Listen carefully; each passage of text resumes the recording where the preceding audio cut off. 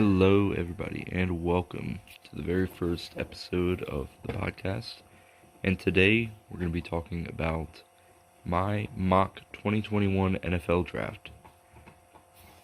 With number one overall, Jacksonville Jaguars, who have been in rebuild mode for most of the year and really never looked like they were going anywhere except for the first overall pick. So, for them, they need a quarterback. Gardner Minshew isn't going to cut it long term. He isn't even cutting it now. So they're going to take quarterback Trevor Lawrence out of Clemson, easily the best player in this draft, possibly one of the best draft prospects ever. So it's really no shocker at all. And this is the way they're going to go to try to jumpstart their franchise rebuild. At number 2 overall, the New York Jets, who, like the Jaguars, have just been bad all year.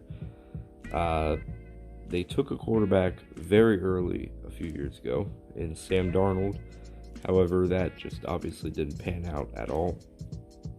So it's hard to say whether or not to move from him this quick.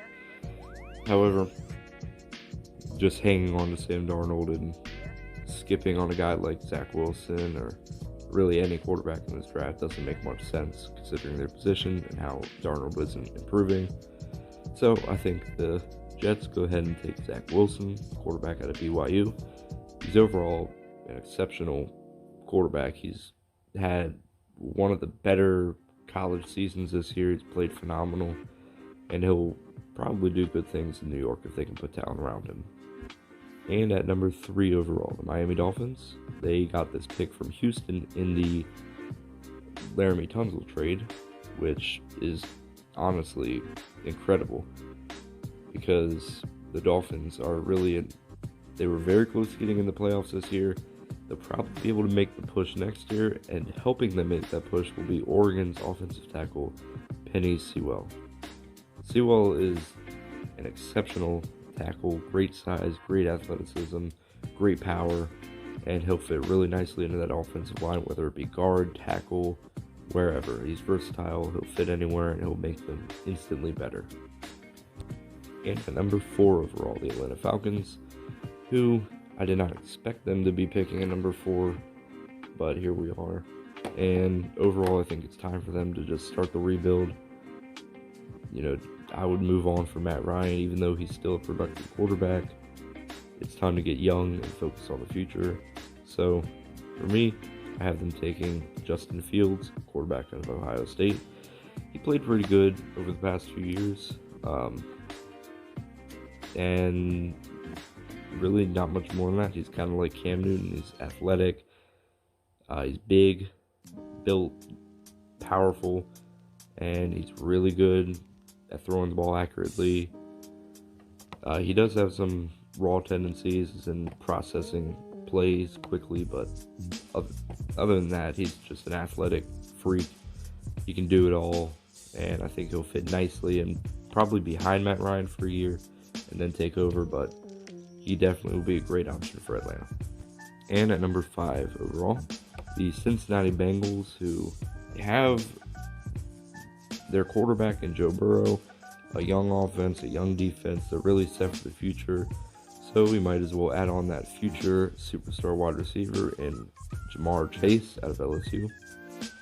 While you have AJ Green, who really has dropped off in production and is going up there in the years and is probably going to walk away this year. You need to look to replace him with youth, and that'll be perfect for Ja'Marr Chase. At 6th overall, the Philadelphia Eagles, who are in a tough situation. They won the Super Bowl in 2017, but ever since then, they couldn't quite get back to that level of play. They're in a really bad cap situation. So it's hard to tell where they'll go because they'll have to make a lot of roster cuts, so there will be holes. But I think at 6th overall, they look to cover up one of their bigger holes on their defense, which is their secondary. And this is where I think they take cornerback / defensive back Patrick Surtain. And Patrick is overall a really versatile corner. He can play safety. You can put him really anywhere, which would be perfect.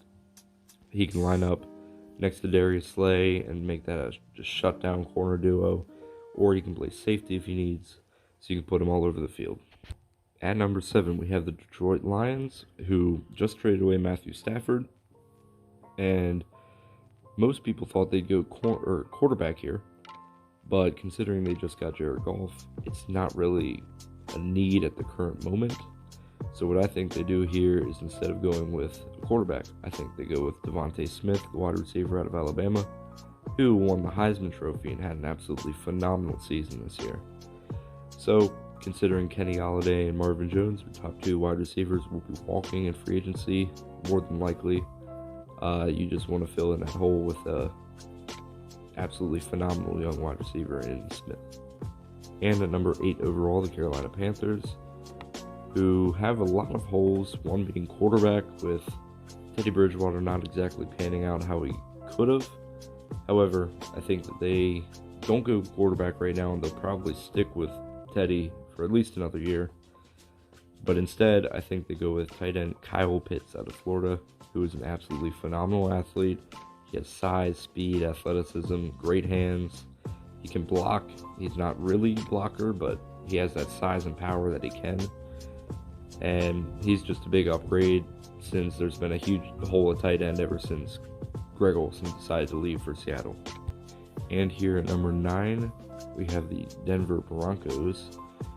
And the Broncos have problems, again, everywhere a little bit here, a little bit there, but I think what they'll do here is they'll go ahead and take care of arguably one of the biggest needs, which is quarterback.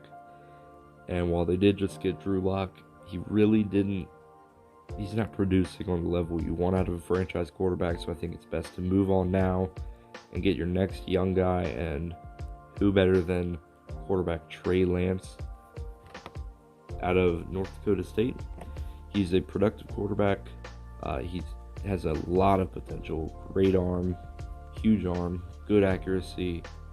He's a little raw, kind of like Jordan Love was last year. He has some issues with processing the game fast and fitting in tight windows, but every now and then he makes a play that's just like, has a lot of wow factor, and I think he can do a lot more of that with good NFL coaching. So I think he'd be great in Denver. And now we have the Dallas Cowboys, who again have a couple holes here and there. They do have a bit of an issue. They don't know who their quarterback's going to be yet, so they could draft a quarterback.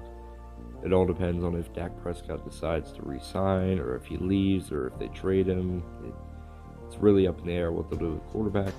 However, I think what they could look at doing is potentially upgrading their cornerback position. And I think they do this with Caleb Farley out of Virginia. He's an absolutely great corner. He's a little raw, Virginia Tech. He's a little raw. He has some issues here and there. However, overall, I think he'd be a great fit in that Dallas defense, and he'd really help them get up to the next level. At number 11 is the New York Giants, and it's kind of hard to say what they'll do. They actually have a pretty good team overall. However, they do have holes here and there, and I think one of the bigger holes, especially considering that they cut Golden Tate not too recently, I think the biggest help they could get right now is a dynamic wide receiver, and the best person to do that would be Jalen Waddle out of Alabama. He's absolutely phenomenal at catching, running. He has good change of direction. He has really good agility. I think he'll be great on that Giants defense with Daniel Jones. And at number 12 overall, we have the San Francisco 49ers. And for them, they're also in a bit of an interesting situation, because a couple years ago they were in the Super Bowl, and now they're here at number 12. It just kind of fell apart this year a little bit for them. So they don't have a lot of holes to fill. Injuries got the better of them this year. So with all those players coming back, if they get Jimmy Garoppolo back and healthy, then I think the only hole that they really have to fill is in their secondary. So this is where I think they picked J.C. Horn, the corner out of South Carolina. He can play corner, he can play defensive back, safety, anywhere really. He's an absolute ball hawk, and he's just an incredible corner that'll fit in nicely. And at number 13, the Los Angeles Chargers, who again, really young, really good potential roster, and this is where I think they take an offensive tackle to help them bulk up that offensive line for quarterback Justin Herbert, who had an amazing year, winning Rookie of the Year. And this is where I think they take Rashawn Slater out of Northwestern. He's an absolutely great beast of a tackle. He doesn't exactly have that giant size like a Trent Brown or a Penny Sewell. However, he still has a lot of great footwork and overall good technique that'll help him be an NFL tackle. At number 14 overall, the Minnesota Vikings, who also have a question mark quarterback. However, I think if they are committed to Kirk Cousins like they should be, then I think this is where they go defense to try to bulk up that defensive line and take the man who went to school not too far from Minnesota, Kwity Paye, out of Michigan, the defensive end / edge rusher. He's really kind of raw. However, he has so much potential, it's really hard to pass on him at 14, especially when your defensive end needs help like Minnesota's. And at number 15 overall, the New England Patriots, who is personally my favorite team, and while I think they have quite a good amount of holes that they need to fill, there's no more obvious hole than quarterback. So this is where I think they draft quarterback Mac Jones out of Alabama. He had an amazing year this year, leading them to a national championship, and helping his number one wide receiver win the Heisman. And overall, I think his production and his accuracy and his playmaking ability is just too much to pass on. I think 15 is a reach, but there's no point in letting that kind of talent just go by. So at this point, I think the best bet for the New England Patriots would be Mac Jones. And number 16, the Arizona Cardinals, who overall have been making a lot of moves in the past couple of years to put themselves in a great position to compete. However, the one spot that they really haven't seemed to address is that defensive line. Now, they did just pick up J.J. Watt, which will be a huge impact player for them. However, I think they still have a little more work to do on the defensive line, mainly on the interior, and this is where I think they select Christian Barmore out of Alabama. He's an absolutely incredible, big lineman, and he'll make an instant impact on that team. And with that, that'll be all for picks 1 through 16. I hope that I got most of them right, and I hope you guys enjoyed. It's obviously going to be very difficult to predict this draft class, just considering with the virus. Not every team got to play a full season, so not every player got to show off all of their skills, and there weren't real pro days, so it'll definitely be interesting to see how all these picks fall into place. But like I said, I hope that I got most of them right, but we'll just have to wait till April to find out. Thank you guys. Bye.